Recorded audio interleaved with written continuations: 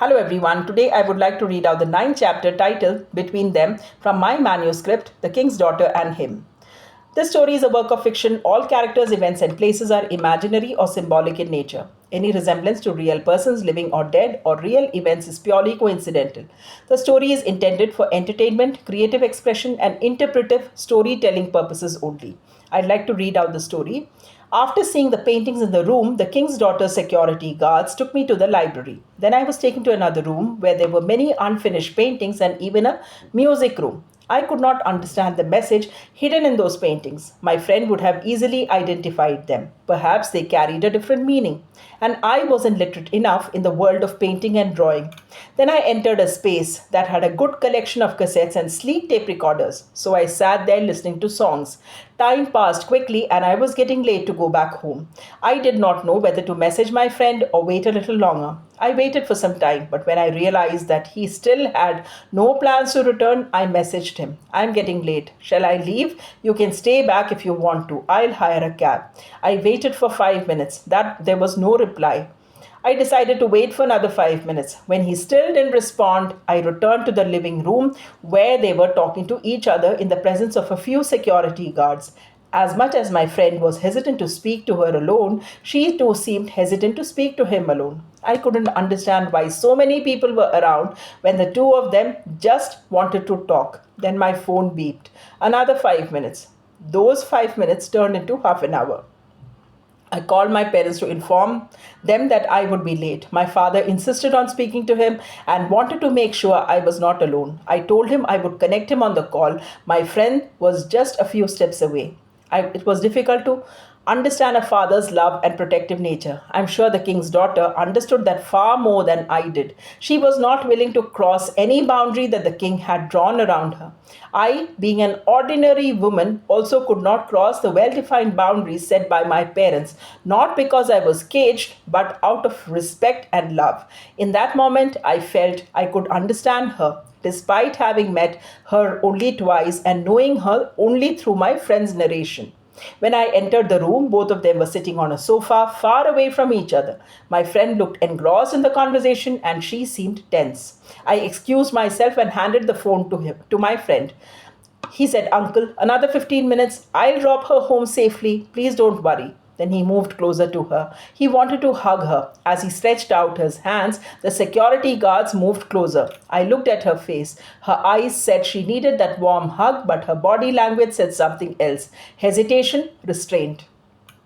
She immediately bowed slightly, her eyes shifting towards the guards, and her head gave a clear no. I hoped my friend understood her unspoken language. He did. He smiled, closed his eyes gently, and stepped back. I'm not sure if they promised to meet again. We were soon in the car driving back home. A cool breeze flowed through the open windows as traffic moved around us. I wanted to enjoy the breeze during the drive. I did not ask him anything about the meeting. I knew he would speak when he was ready. Just then his phone beeped. It was Nisha's message. Take care. Good night. He asked me to reply as he was driving. I refused. I did not want to reply to her on his behalf. I asked him to park the car and reply. He did. After replying, he asked, Don't you want to know the reason for today's meeting? I said, I don't want to break the continuity of the story. Tell me what happened on day 3 at the palace. He smiled. He knew me too well. My friend continued. After completing my work at the office that day, I returned to the palace. By then I had realized that her favorite color was blue, so I dressed in a navy blue t-shirt and light blue jeans. I said, no formal dress code at the palace. He said, I chose not to follow it intentionally. She was bound by rules. I had already considered her my friend, and I wanted to see the consequence of breaking one. At the entrance, the guards stopped me. They spoke to the king's assistant about my laptop and my clothing. Perhaps they needed the king's approval. I was made to wait for a long time. After strict security checks, I was allowed inside. I entered the palace in my casual clothes and went to her room. She did not look at me. I greeted her and she acknowledged me without lifting her eyes. I wondered if she had ever seen my good-looking face. I said sarcastically, You're very modest. He smiled. He continued. The king may no longer be a ruler in the real sense, but within those walls he controlled everything. Then I told her before learning drawing, she must learn to observe the outside world. I said, I can show you the world through my laptop. She replied, I don't want to see the outside world. I said, you asked me how my drawings have life, but you are not willing to step out or even look through a screen. How will you learn? Trust me, I will only show you what you need. Her hands trembled as if she was afraid. I assured her nothing would go wrong. And I thought to myself, I'm here too, if only you allow me to be. Her drawings were limited to what she saw in the room, the chandeliers, the carved tables. The first thing I showed her was a ballet.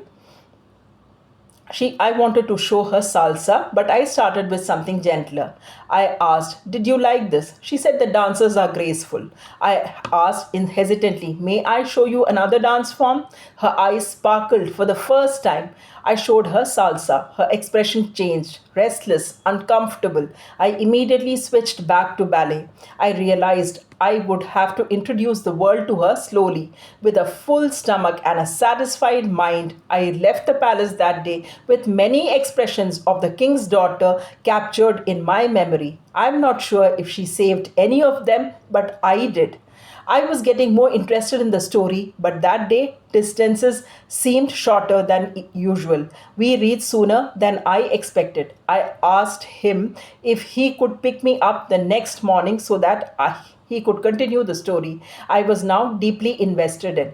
That's all for the day. Do let me know your thoughts about this chapter by writing in the comment section. Thanks for watching and thanks for your time.